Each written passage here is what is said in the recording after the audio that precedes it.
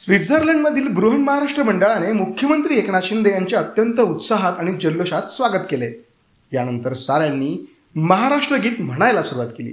मग काय, त्यांच्या स्वरात स्वर मिसळून मुख्यमंत्री शिंदे यांनी देखील महाराष्ट्र गीत गायले। जय जय महाराष्ट्र माझा, गरजा महाराष्ट्र माझा, भीतीन आम्हा तुझी मुळेही गडगडणाऱ्या नभा, अस्मानीच्या सुलतानीला जबाब देती जिव्हा, सह्याद्रीचा सिंह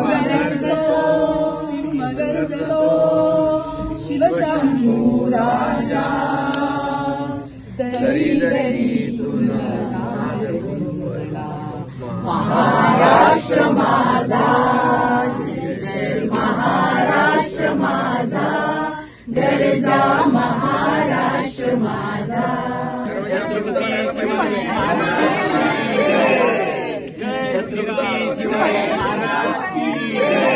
या निमित्ताने स्वित्झर्लंडच्या भूमीत मराठी मातीचा सुगंध दरवळला। अयोध्येत प्रभू श्रीरामचंद्रांचा प्राणप्रतिष्ठा सोहळा येत्या 22 जानेवारी रोजी पार पडत असताना स्वित्झर्लंडमध्ये हा क्षण अत्यंत श्रद्धापूर्वक साजरा करण्यात येणार आहे। या निमित्ताने येथे अनेक धार्मिक उपक्रमांचे आयोजन करण्यात आले आहे आणि त्याचंच निमंत्रण एकनाथ शिंदे यांनाही देण्यात आलं। आणि स्वित्झर्लंडमध्ये हिंदू स्वयंसेवक संघ स्वित्झर्लंड आणि आम्ही सगळे मराठी इथे राम नाम साधना हा उत्सव साजरा करत आहोत।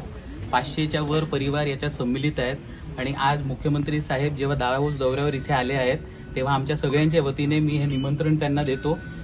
त्यांच्यासारखा खरा राम म्हणता येईल आमच्या वतीने ते अयोध्येला जातील आणि रामचरणी सगळ्या महाराष्ट्राचं भलं हो आणि भरभराट हो याच्यासाठी प्रार्थना करतील आणि ते मार्गी लावतील अशी सगळ्यांची